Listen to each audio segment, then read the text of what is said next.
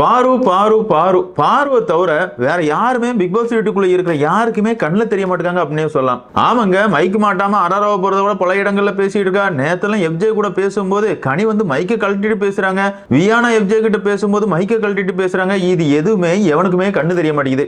அதே மாதிரி big pass வீட்டுக்குள்ள நடக்கிற சண்டைகளை பார்த்தோம் அப்படின்னா பாரு விசஸ் விக்ரம், பாரு விசஸ் கனி, பாரு விசஸ் சபரி இப்படிங்கிற மாதிரி தான் வருது. அதே நேரத்தில் Vikram wishes Sabari, Vikram wishes FJ இப்படிங்கிற மாதிரி ஏதாவது ஒரு சண்டையை பார்த்துருக்கீங்களா? ஒரு சண்டையும் கிடையாது. அதாவது இப்போதைக்கு பார்த்தோம் அப்படின்னா பாரு மட்டும்தான்டா நம்மளோட டார்கெட் அப்படிங்கிற அளவுக்கு அன்பு கேங்ல எல்லாரும் ஐக்கியம் ஆயிட்டோம் அப்படின்னு சொல்லலாம். அந்த வகையில இன்னைக்கான எபிசோட்லயும் எல்லாருமே சேர்ந்து பாரு கமர்தீன் இந்த ரெண்டு பேரையுமே கட்டம் கட்டுறாங்க. அதுதான் இன்னைக்கான ரெண்டாவது ப்ரோமோல காட்டிருக்காங்க அப்படின்னு சொல்லலாம். அப்படி இந்த ப்ரோமோல என்ன காட்டுறாங்க அப்படிங்கறத இந்த வீடியோல பார்க்க போறோம். வீடியோக்குள்ள போறதுக்கு முன்னாடி நம்ம சேனலுக்கு நீங்க புதுசா இருந்தீங்க அப்படின்னா மறக்காம சப்ஸ்கிரைப் பண்ணிருங்க. வாங்க வீடியோக்குள்ள.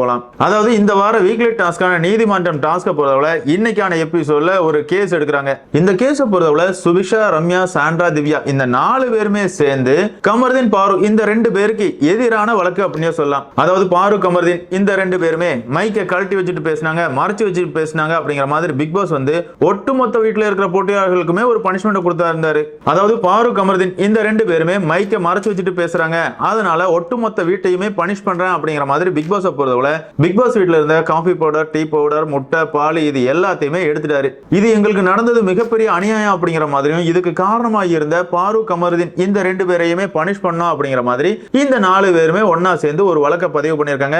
இந்த வழக்கு தான் நீதிமன்றத்தில் நடந்துகிட்டு இருக்குது. அதை தான் இன்னைக்கான ரெண்டாவது ப்ரோமோல காட்டிருக்காங்க அப்படின்னு சொல்லலாம். இந்த வழக்குக்கு நீதிபதிகளா வினோத், வியானா இந்த 2 பேருமே இருக்கிறாங்க.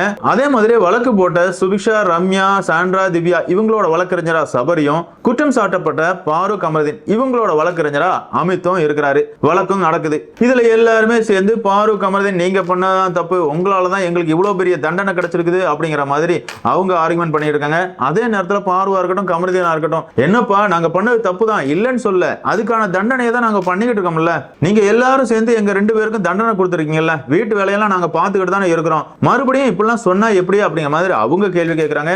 இருந்தாலும் மற்றவங்களை பொறுத்தவரை என்னதான் இருந்தாலும் நீங்க பண்ண தப்புக்கு தானே நாங்க எல்லாருமே தண்டனை அனுபவிச்சுக்கிட்டு இருக்கோம். அப்படி இருக்கும்போது இந்த வேலையை கூட உங்களால செய்ய முடியாதா? நாங்க கொடுத்த தண்டனை வந்து பத்தாது போல, அதனாலதான் பிக் பாஸ் வந்து எடுத்த பொருட்களை திரும்ப தராம இருக்கிறாரு அப்படிங்கிற மாதிரி பல ஆர்குமெண்ட் போகுது. கண்டிப்பா இந்த வழக்கை பொறுத்தவரை கமர்தீன், பாரு இந்த 2 பேர் பண்ணதான் தப்பு, அதனாலதான் மீதி எல்லாருமே தண்டனை அனுபவிச்சுக்கிட்டு இருக்காங்க அப்படிங்கிற மாதிரி தான் விதி வரப்போகுது. என்னதான் இருந்தாலும் பாரு, கமர்தீன் பண்ணது தப்பு தான் இல்லைன்னா சொல்லல. ஆனா பிக் பாஸ் வீட்டுக்குள்ள இந்த தவறை யாருமே பண்ணலையா அப்படின்னு கேட்டீங்கன்னா கண்டிப்பா கமர்தீன் கூட பேசும்போது அரோரா எப்பவுமே மைக்க மறைச்சுதான் பேசுவாங்க. பலூனக்காவை பத்தி எவனுமே பேச மாட்டாங்க.